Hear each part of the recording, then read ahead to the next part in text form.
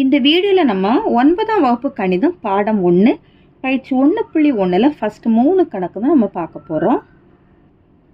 பயிற்சி 1.1 அதில் ஃபஸ்ட்டு கணக்கு பின்வருவனவற்றில் எவை கணங்கள் ஆகும். இப்போ இது கணக்கு பார்க்கணும்னா நம்ம கணனா என்னன்னு தெரிஞ்சுக்கணும். கணனா என்னென்னா நன்கு வரையறுக்கப்பட்ட பொருட்களோட தொகுப்பு. சரியா, நன்கு வரையறுக்கப்பட்ட பொருட்களோட தொகுப்பு. அதாவது நம்மளுக்கு ஒரு பொருள், அதாவது ஒரு இதோட நமக்கு கரெக்டான டெஃபினேஷன் நம்மளுக்கு தெரிஞ்சிச்சு அப்படின்னா அதை நம்ம என்னன்னு சொல்லுவோம்னா கணன்னு சொல்லுவோம். தெரியல அப்படின்னா நம்ம அது கணம் இல்லைன்னு சொல்லுவோம். எடுத்துக்காட்டுக்கு ஒரு வகுப்பில் இருக்கக்கூடிய மொத்தம் மாணவர்கள், சரி, ஆண்களும் சரி பெண்களும் சரி, அதில் நம்ம பெண்களை மட்டும் தனியாக கணக்கிட முடியுமா? கட்டாயம் முடியும். அதே போல் ஆண்களை மட்டும் தனியாக கணக்கிட முடியுமா? கட்டாயம் முடியும். சரி, அப்போது நம்ம ஒரு வகுப்பில் உள்ள பெண்களோட தொகுப்பு அப்படிங்கும்போது நம்ம அது பெண்கள் இருக்கக்கூடியவங்க எல்லாத்தையும் நம்ம ஒரு கணத்துக்குள்ளே நம்ம அடைச்சி எழுத முடியும். அதே போல் ஆண்கள் எல்லாத்தையும் நம்ம ஒரு கணத்துக்குள்ளே அடைச்சி எழுத முடியும். இப்படி நம்ம ஒரு கணத்துக்குள்ளே நம்ம கொண்டு வர முடியும். நம்மளுக்கு ஒரு வரையறை இருக்குது அப்படின்னா அது என்னன்னு சொல்லலாம், நம்ம கணன்னு சொல்லலாம். சரியா, அதே இது நம்ம நன்றாக, அடுத்தது அழகாக, இந்த மாதிரி உள்ள வார்த்தைகள்லாம் அந்த வேர்டெல்லாம் நம்ம பார்த்தோம்னா அது கணம் கிடையாது. சரியா, ஏன்னா நம்ம நன்றாக ஒரு வகுப்பில் நீங்கள் அழகாக இருக்கக்கூடிய பொண்ணுங்களை எடுங்க அப்படிங்கன்னா எல்லாருமே என்ன, பெண்கள் எல்லாமே அழகாக தான் இருப்பாங்க. சரியா, எல்லா பெண்களும் என்னதாக தான் இருப்பாங்க, அழகாக தான் இருப்பாங்க. யாருமே அழகு இல்லைன்னு நம்ம சொல்ல முடியாது. அதே போல் பூக்கள் எடுத்துக்கோங்க, அழகு இல்லாத பூக்கள்னு கிடையாது, எல்லா பூக்களுமே அழகாக தான் இருக்கும். சரியா, அப்படின்னா இந்த மாதிரி வார்த்தைகளெல்லாம் வரும்போது அது என்னதுன்னா கணம் கிடையாது. சரியா, இப்போ பாருங்கள் நமக்கு தந்திருக்கக்கூடிய எடுத்துக்காட்டு கணக்கு. எடுத்துக்காட்டு கணக்கில் பாருங்கள், மாவட்ட மைய நூலகத்தில் உள்ள நூல்களின் தொகுப்பு. சரியா, மாவட்ட மைய நூலகத்தில் உள்ள நூல்களின் தொகுப்பு. இது நம்மளுக்கு அந்த ஒரு லைப்ரரியில் பார்க்கும்போது நம்மளுக்கு எல்லா புக்ஸோட டீட்டெயில்ஸும் அவங்க கரெக்டாக சிஸ்டத்தில் அவங்க லோட் பண்ணி தான் வச்சுருப்பாங்க. சரி, அப்படின்னா இது என்னென்னா கனமாக தான் இருக்கும். ஏன்னா கரெக்டாக நம்ம எந்த நூல் இருக்குன்னு அவங்கள்ட்ட நம்ம கேட்டாலும் அவங்க நம்மளுக்கு எடுத்து கொடுத்துருவாங்க. அப்படின்னா இது என்னது, இது ஒரு கணம்தான். அடுத்தது ஒரு வானவெளியில் உள்ள வண்ணங்களின் தொகுப்பு. ஒரு வானவெளி எத்தனை கலர், 7 கலர் இருக்கும். அப்போ அது நமக்கு தெளிவான ஒரு வரையறை இருக்குது அப்படின்னா அது என்னென்னா ஒரு கனமாக தான் இருக்கும். பகா எண்களின் தொகுப்பு. சரியா, பகா எண்களின் தொகுப்பு. பகா எண்களையும் நம்ம ஐடென்டிஃபை பண்ண முடியும். சரியா, அப்படின்னா அதுவும் என்னென்னா ஒரு கனமாக தான் இருக்கும். சரியா, இப்போ பயிற்சி கணக்குக்குள்ளே போகலாம். 1 முதல் 100 வரை உள்ள பகா எண்களின் தொகுப்பு. 1 முதல் 100 வரை நம்மளுக்கு பகா எண்கள் நீங்கள் 6ஆம் கிளாஸ்லேயே நம்ம ஒரு அட்டவணையிலே நீங்கள் படிச்சிருப்பீங்க. அப்போ அந்த எண்களெல்லாம் ஒரு கணத்துக்குள்ளே எழுத முடியுமா? கட்டாயம் எழுத முடியும். சரி, அப்போ இதனோட ஆன்சர் என்னது, கணம் ஆகும். இந்தியாவில் உள்ள செல்வந்தர்களின் தொகுப்பு. செல்வந்தர்கள் இந்தியாவில் நம்மளுக்கு யார் யார் பணக்காரர்கள் நம்மளால் கணக்கிடவே முடியாது. சரியா, நம்ம வரையறை அதுக்கு கிடையாது. செல்வந்தர்கள் யார் நம்மளால் கண்டுபிடிக்க முடியாது. அப்படின்னா என்னது, அது கணம் அல்ல. இந்தியாவில் உள்ள ஆறுகளின் தொகுப்பு. இது நீங்கள் சோஷியலே படிச்சிருப்பீங்க, என்னென்ன ஆறுகள் இருக்குன்னு படிச்சிருப்பீங்க. அப்போ நம்ம ஒரு கணத்துக்குள்ளே நம்ம எழுத முடியும். கங்கை, யமுனை, வைகை அப்படின்ட்டு நம்மளுக்கு ஆறுகள் தெரியும். சரியா, காவேரி, சிந்து, கங்கா அப்படின்னு நம்மளுக்கு எல்லாமே தெரியும் ஆறுகள். அப்படின்னா ஒரு கணத்துக்குள்ளே நம்மளால் கொண்டு வர முடியும். அப்படின்னா இது என்னது, ஒரு கணம் ஆகும். வளைகோல் பந்தாட்டத்தை நன்றாக விளையாட வீரர்களின் தொகுப்பு. சரியா, நன்றாக, நான் ஏற்கனவே சொல்லும்போதே சொன்னேன், நன்றாகங்கிறது வார்த்தை பார்த்தாலே அது என்னது கணம் கிடையாது.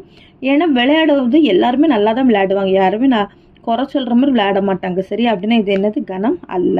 சரியா, அடுத்த செகண்ட் கணக்கு. பின்வரும் ஆங்கில சொற்களில் உள்ள எழுத்துக்களை பட்டியல் முறையில் எழுதுக. சரியா, பட்டியல் முறையில் நம்ம எப்படி எழுதணும்னு பாருங்கள்.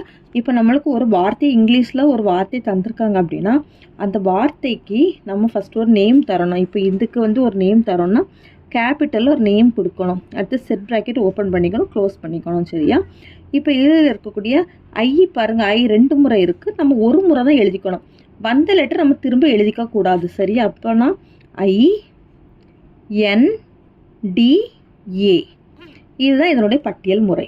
சரியா, வந்த லெட்டர்ஸ் என்ன பண்ணக்கூடாது, திரும்ப எழுதக்கூடாது, ஒரு லெட்டர் ஒரு முறை தான் இருக்கணும். சரியா, இப்போ அடுத்து செகண்ட் ஒன்றுக்கு நம்ம இதுக்கு பின்னு நேம் கொடுத்துக்கலாம். செட் ப்ராக்கெட் ஓப்பன் பண்ணிட்டோம். அடுத்தது PAR, ஏ எழுதணுமா எழுதக்கூடாது, ஏன்னா நம்ம எழுதிட்டோம் ஏற்கனவே. அடுத்தது எல் எழுதக்கூடாது, ஏன்னா நம்ம ஏற்கனவே எழுதிட்டோம். OGM. சரி, அடுத்தது மூணாவதுக்கு சின்னு நேம் கொடுத்துக்கலாம். இங்கே வந்து கேபிட்டலில் தான் நேம் கொடுக்கணும். செட் ப்ராக்கெட் ஓப்பன் பண்ணியாச்சு. எம் ஐ, அடுத்தது எஸ்ஸு, அடுத்தது ஐ எழுதியாச்சு, எஸ் எழுதியாச்சு, ஐ எழுதியாச்சு, அடுத்தது பி. சரி, அடுத்த 4வதுக்கு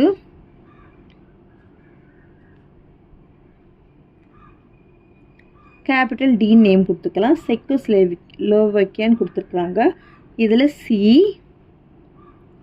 இசட், இ, இங்கே சி மறுபடியும் வந்துட்டு நம்ம ஏற்கனவே எழுதிட்டு அதனால் எழுதக்கூடாது. ஹெச், ஓ, எஸ், எல், பி, ஏ, கே, ஐ.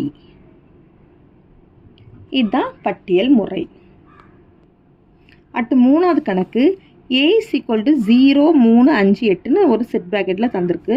கன மதிப்பு தந்திருக்காங்க. பிலேயும் கன மதிப்பு தந்திருக்காங்க மற்றும் சிலேயும் கொடுத்துருக்காங்க. என்ற கணங்களை கொண்டு சரியா தவறா என கூறுக. குறிலால் சரியா தவறா என கூறுக. கோடி நெடிலால் கோடிட்ட இடங்களை நிரப்புக தந்திருக்காங்க. 18 பிலாங்ஸ் டு சி. 18ங்க நம்பர் சி கணத்துக்குள்ளே இருக்கான்னு பாருங்க, இருக்குது. அப்போனா அது சரி. அடுத்து 6 நாட் பிலாங்ஸ் டு ஏன்னு தந்திருக்காங்க. 6 வந்து ஏங்க கணத்துக்குள்ளே இல்லைன்னு தான் தந்திருக்காங்க. ஏ கணத்துக்குள்ளே இருக்குதான்னு பாருங்க, இல்லை தான். அப்போ அவங்களும் இல்லைன்னு தான் தந்திருக்காங்க. அப்போ ஆன்சரு சரி.